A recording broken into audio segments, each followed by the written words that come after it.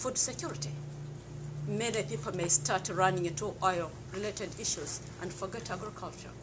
We need you. We need the institutions. We need everyone to put in everything that they can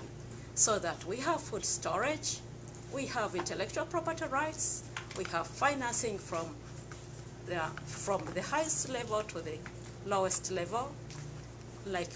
the silos, we can go back to having our silos. When privatization came, these silos were supposed to be privatized. But if in every district we have a silo project, we can have food security. We can look at things like tomatoes, like vegetables, and promote them while we are pushing for the longer-term food production and mitigating, adapting to climate change. Thank you so much. Thank you so much, Zaamu. And I think it's very important, a couple of points that Zaamu made again that should inform our discussion. One was the role of agriculture in climate change, both currently as a contributor to greenhouse gas emissions, a very substantial one. Some estimates are that it's between 20 and 30% in terms of man-made greenhouse gas emissions that come from agriculture, and then particularly also the capacity of agriculture, and one would have to say the right type of agriculture, to actually mitigate and also help in terms of adaptation. That's the one point. And the other point that I think, coming from Zaamu's example of Uganda, became very clear is that we have to look at the rules of the game, and she brought the example of trade rules, the fact that in the current trading system, rules are enforced for the benefit of some countries and not for other countries. Also that we need to look in terms of project design and implementation, not with the hope of a trickle down, meaning a benefit eventually arriving at the grassroots level and benefiting women as producers, but actually having them in mind when projects and policies are designed. And I think, again, that's a very important discussion and a very important point where we see the international financial institutions continue to fall short. That's very true. Actually, I was struck in just listening to Zaamu talking about the importance of being ready to enable smallholder farmer women to be able to adapt to climate change and the impacts. And just one of the statistics that has struck me and has been hard for me to shake when I wake up in the mornings is this concept that by 2020, if we don't do something to significantly curb the direction that we are in terms of climate change, rain-fed agriculture could be reduced by half. That would have an incredibly devastating impact on food security in the African context, especially where women smallholder farmers and smallholder farmer agriculture is the vast majority of the food supply for African markets and for African people. So to give a sense of what that impact means in a very short period of time. I mean, 2020 is just down the road from us, right? That's less than 10 years from here, what the impact will be on women and their communities, because as we know, women are really, as Elizabeth was talking about, the central person in the family to provide income to be able to keep the family together and to nurture their children. And I would like to take a few minutes to go from looking sort of more broadly at the IFIs and food security and women, as Elizabeth did, and in the specific examples of Ethiopia and Uganda, and to talk a little bit more about the current price volatility that has been so high on the agenda, not only for these IMF and World Bank meetings this week, but also for the G20, the group of 10 nations that are having finance ministers meeting while they're in Washington this week and have been preparing for a summit in November. France is chairing the G20 this year and has made food price volatility one of his Sarkozy's priorities in terms of that meeting. And so it's really sort of the dominant conversation right now. And for good reason, because we are in the midst of another round of price volatility. there's a very clear sense that how the 2007 and 2008 global food crisis was incredibly devastating for people, and an awareness that when there is deep food insecurity, that can lead to political upheaval and delay economic recovery, or even spark significant economic decline. So there's a lot of investment in making sure that we don't repeat what we saw in 2008, where 100 million people were pushed into extreme poverty and dozens of countries had riots. And yet at the same time, what we saw in the last half of 2010 is that food prices have been on the rise. And even the World Bank and their food price monitoring have revealed statistics where they're estimating about 44 million people were pushed into extreme poverty over the last half of last year. And that was before the FAO, the UN Food and Agriculture Organization, started releasing month after month their food price index and showing that the prices were shooting through the roof, highest food prices ever recorded in their, whatever it's been, 10 or 15 years of monitoring international global food prices. And when you think about why that is, why it's not sort of in the headlines in the same way as in 2008,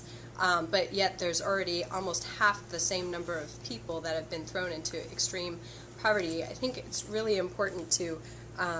have a sense of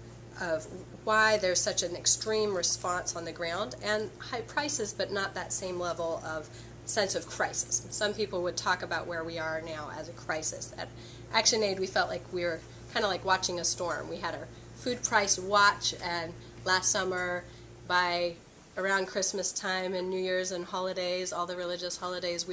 felt like we'd escalated into a food crisis warning. And we'd say we're still sort of there, that we haven't toppled into the same sense of complete global food crisis, in part because there have been really good bumper harvests in Africa, which have kept many countries from feeling the full brunt of the price rises.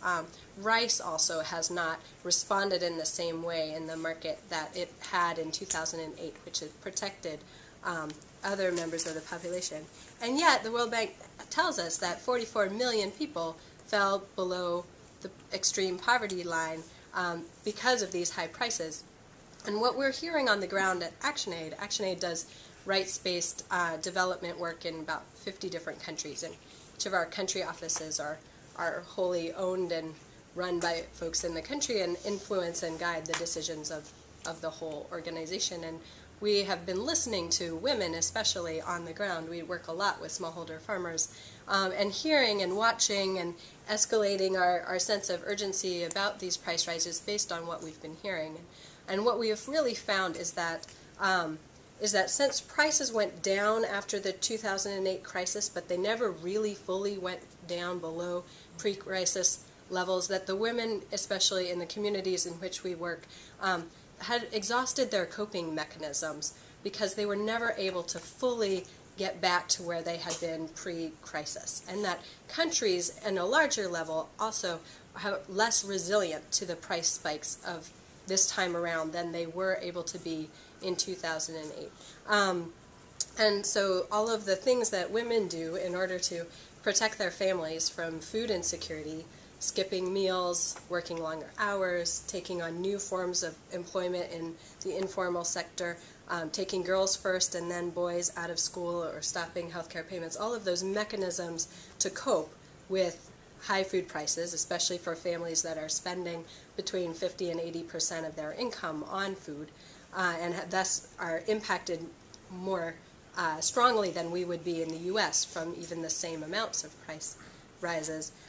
had already exhausted a lot of those options. They didn't have enough more meals to cut, already taken kids out of school, so they weren't able to respond in the same way. It's part of why we see these devastating numbers, and yet at the same time,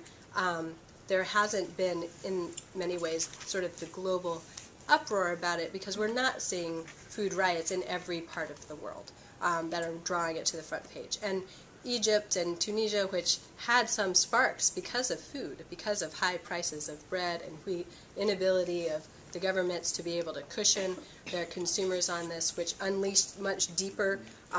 stronger analysis about inequality and power and poverty, really haven't been haven't been upheld sort of in the media on that thing, from that perspective. If you're interested in kind of getting a sense of picture of where we are now in terms of price volatility, feel free to go to our website at ActionAid USA.org, and we have an interactive map, and you can click on the map and it can show you sort of 3 different ways to look at where our world is right now on food price crisis, and it reveals a little bit about how we're approaching this. One is to see which countries are feeling the impact of these prices right now.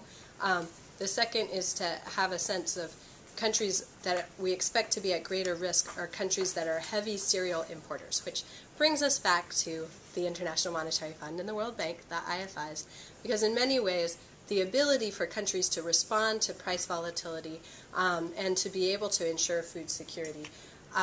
was heavily impacted by the Washington Consensus and all of these package of policies that many of you have worked on for decades. I see some faces in here that have been working on this for a really long time, and that can really point to how this encouragement for countries to move from creating and producing their own staple products, whether it's maize or beans or rice or whatever, and instead to import from the United States and other places, has eroded the ability for countries to meet their own needs and put them to be more dependent upon what's happening at the Chicago Board of Trade than they might otherwise have been.